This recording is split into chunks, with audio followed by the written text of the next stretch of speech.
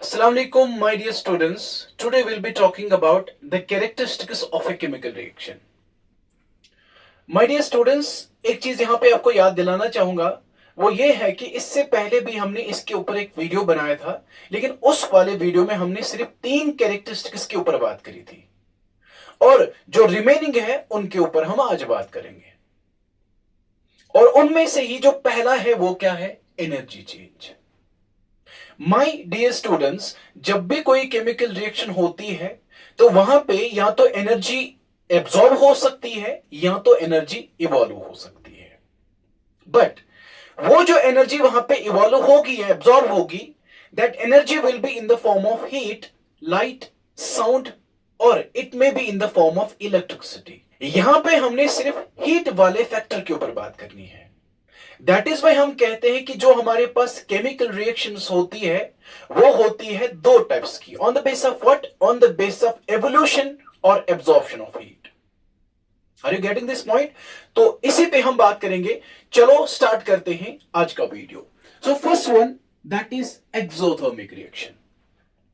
My dear students, exothermic reaction वो reaction होती है जहां पे हीट इवॉल्व होती है इनटू द सराउंडिंग्स। अगर आपको इसकी डेफिनेशन बनानी होगी, what you people are going to write down, you people have to write those reactions, those chemical reactions where the heat energy is released or evolved into the surroundings. आ रही बात? यानी कि वो केमिकल रिएक्शंस जहां पे heat energy evolve हो रही है या रिलीज हो रही है इनटू द सराउंडिंग्स। ठीक है, तो इनके बारे में एग्जांपल्स देते हैं और उन एग्जांपल्स की वजह से आपको ये क्लियर हो जाएगा। सो पहली एग्जांपल जो यहां पे आपको याद रखनी है वो क्या है? Carbon plus oxygen. These are the two reactants, right? अब यहां पे देखो my dear students, you people know that जब भी हम कार्बन को ऑक्सीडेशन करते हैं, जब भी हम कार्बन या कोल बोलो जो आपकी मर्जी है, जब आप कार्बन को क्या करोगे? ऑक्सीडेशन करोगे, या सिंपली आप बोल सकते हैं combustion, because combustion is also an oxidation process, right? तो यहां पे हमें मिलेगा क्या? एक तो यहां पे एक प्रोडक्ट बनेगा और जिस प्रोडक्ट का नाम होगा कार्बन डाइऑक्साइड, और इसके साथ साथ यहां पे हीट एनर्जी इवॉल्व होगी और इसके साथ साथ यहां पे लाइट भी इवॉल्व होगी। My dear students, I hope कि आपको यह समझ आया होगा। क्या है? कार्बन है या कोल है और इसकी हम ऑक्सीडेशन करते हैं, या आप सिंपली बोलो इसकी हम कंबशन करते हैं। लेकिन आफ्टर द कंबशन और after the oxidation of this carbon, what we get carbon dioxide, और इस कार्बन डाइऑक्साइड के साथ साथ हीट भी बाहर निकल रही है। और जिस रिएक्शन में हीट इवॉल्व होगी, जिस रिएक्शन में हीट रिलीज होगी, उस रिएक्शन को हम बोलते हैं व्हाट? Exothermic reactions. एक और एग्जांपल देते हैं। My dear students, you people know that CaO, what is this CaO? This is calcium oxide. अब इस कैल्शियम ऑक्साइड को कहां पे डिसॉल्व करो?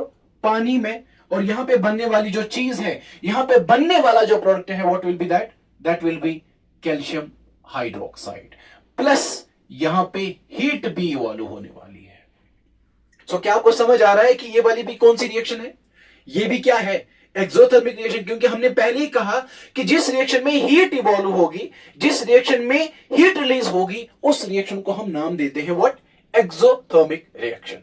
Getting it? अच्छा, यहां पे एक चीज और बताना चाहूंगा अपने बच्चों को। ये जो कैल्शियम ऑक्साइड है, इसके 2-3 नाम मैं बताना चाहूंगा। एक तो है कैल्शियम ऑक्साइड, और कैल्शियम ऑक्साइड के साथ साथ एक और है क्विकलाइम, और क्विकलाइम के साथ साथ और एक इसका नाम है, that is burnt lime.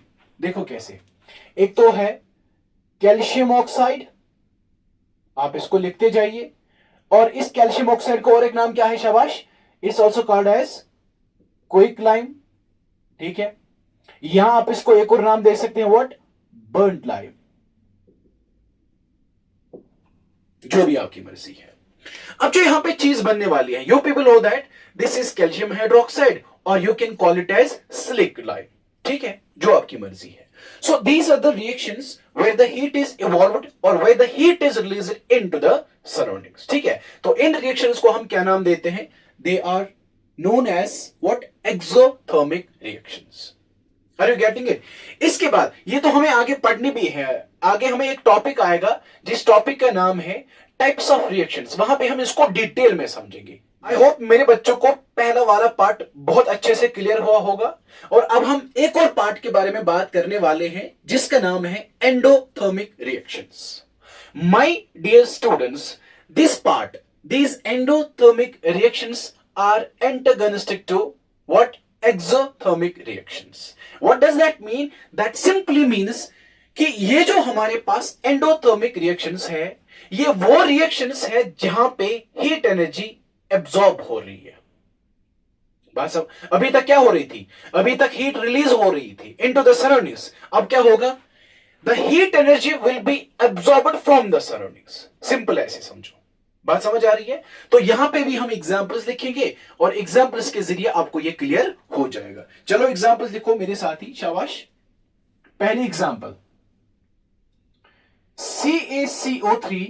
This CaCO3 is known as calcium carbonate, और इस कैल्शियम कार्बोनेट को आप बहुत ज्यादा हीट देते हैं, it gets splitted into calcium oxide plus carbon dioxide.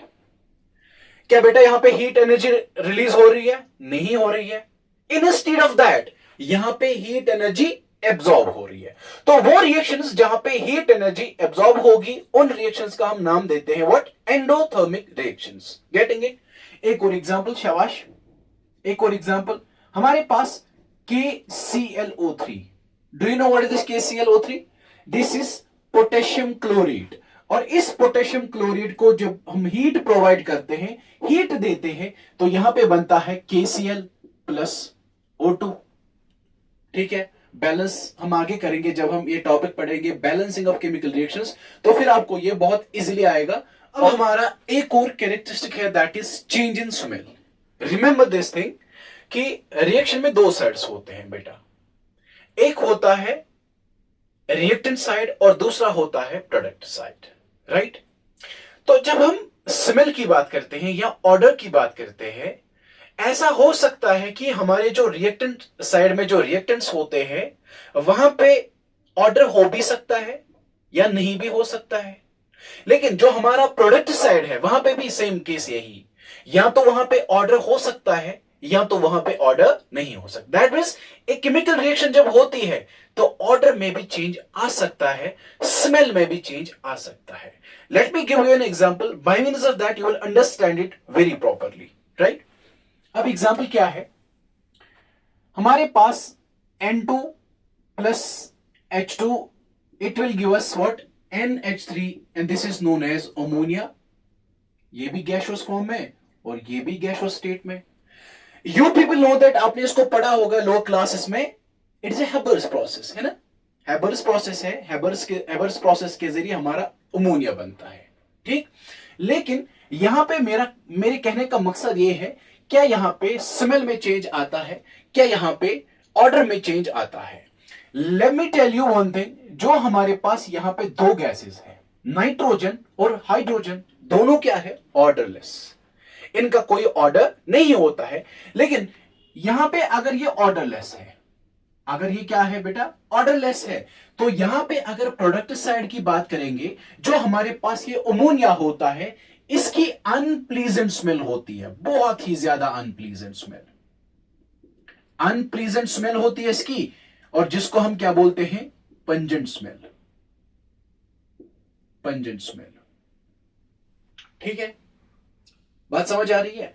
इसके बाद एक और एग्जांपल, H2 प्लस S, या S लिखो पहले, सल्फर। बेटा होता क्या है, जब हम मोल्टन स्टेट, यहां पे याद रखना ये चीज बहुत इंपॉर्टेंट है, जब हम मोल्टन स्टेट ऑफ सल्फर में से पास करते हैं व्हाट? Hydrogen gas. याद रखना एक और चीज, जब हम मोल्टन स्टेट ऑफ सल्फर में से पास करते हैं हाइड्रोजन गैस, यहां पे एक और चीज बनती है जिस चीज का नाम है H2S। This is called hydrogen sulphide, this is called hydrogen sulphide. Let me tell you, अगर हम यहां पे ऑर्डर देखना चाहेंगे, ये भी ऑर्डरलेस होते हैं, क्योंकि हमने ऊपर ही देखा हाइड्रोजन ऑर्डरलेस है, इसका कोई स्मेल नहीं होता है। तो सल्फर को देखा जाए उसका भी कोई स्मेल होता ही नहीं है। लेकिन जब प्रोडक्ट साइड में प्रोडक्ट बनता है, that product is known as hydrogen sulphide. इसकी कैसी स्मेल होती है? जैसे रॉटन एग्स की स्मेल होती है। इट्स लाइक दैट, वो रॉटन एग स्मेल। आप खुद ही समझ सकते हैं, आप खुद ही कह सकते हैं, क्या ये इंसान के लिए जो ये रॉटन एग्स की जो स्मेल होती है, क्या ये एक इंसान के लिए प्लीजेंट होती है या अनप्लीजेंट होती है? You can tell me that, right? तो ये हो गया हमारा एक और कैरेक्टरिस्टिक जिसमें हमने स्मेल के बारे में बात की कि एक केमिकल रिएक्शन में कैसे स्मेल में भी चेंज आ सकता है। आई होप इससे पहले जो हमने दो कैरेक्टरिस्टिक पढ़े मेरे बच्चों को वो पूरे क्लियर हुए होंगे, क्रिस्टल क्लियर जिसको बोलते हैं। अब हमारा लास्ट वाला कैरेक्टरिस्टिक जो है that is formation of a precipitate, या सिंपली आप बोलो formation of precipitate. My dear students, remember this thing. सबसे पहले यह समझना है कि प्रेसिपिटेट होता क्या है। सबसे पहले क्या समझना है? प्रेसिपिटेट होता क्या है। मैं आपको यहां पे इसको ऐसे समझाना चाहूंगा कि अगर आपके पास दो एक्वस सॉल्यूशंस है, remember this thing, if you are having two aqueous solutions, right, और आपने दो एक्वस सॉल्यूशंस के बीच में रिएक्शन करी, और जब आप दो एक्वस सॉल्यूशंस के बीच में रिएक्शन कर रहे हो, there will be the exchange of ions.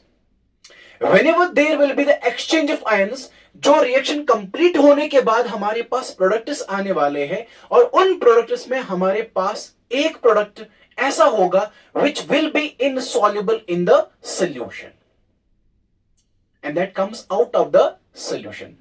वो क्या आता है? सॉल्यूशन से बाहर आता है, और उसी सबस्टेंस को हम नाम देते हैं प्रेसिपिटेट। क्या देते हैं नाम? प्रेसिपिटेट। वो अगर आपको इसकी डेफिनेशन लिखनी होगी तो आप सिंपली लिखोगे कि ये प्रेसिपिटेट एक ऐसा इनसॉल्युबल सॉलिड सबस्टेंस होता है जो तभी बनता है जब दो एक्वस सॉल्यूशंस के बीच में रिएक्शन होती है और वहां पे प्रोडक्ट्स बनते हैं, और उन प्रोडक्ट्स में एक ऐसा प्रोडक्ट होता है जो क्या होता है? Insoluble in the solution and which comes out of the solution.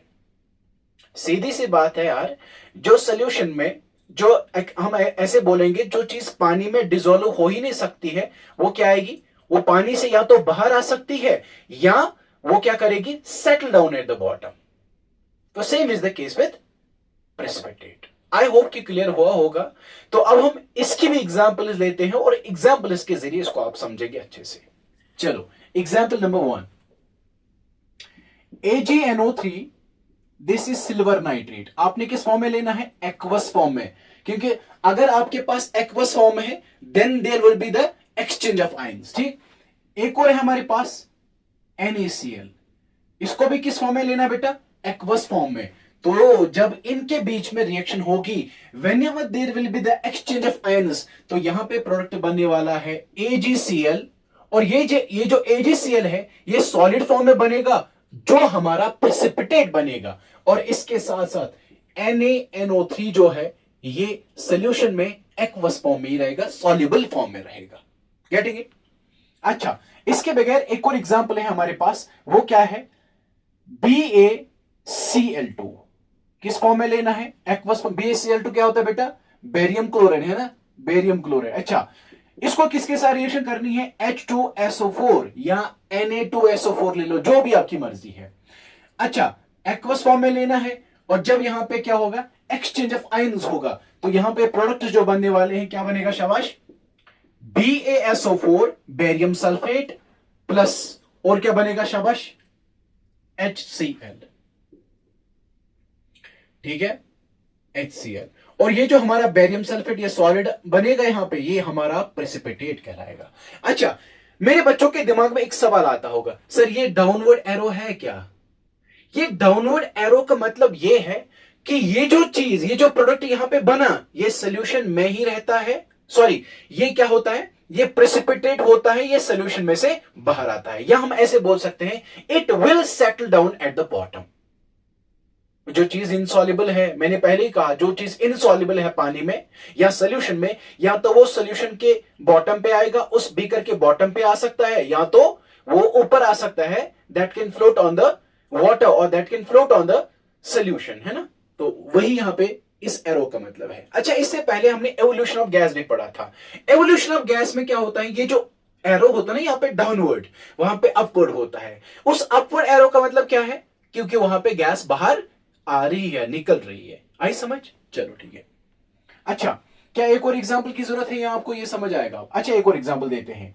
FeCl3, this is ferric chloride, right.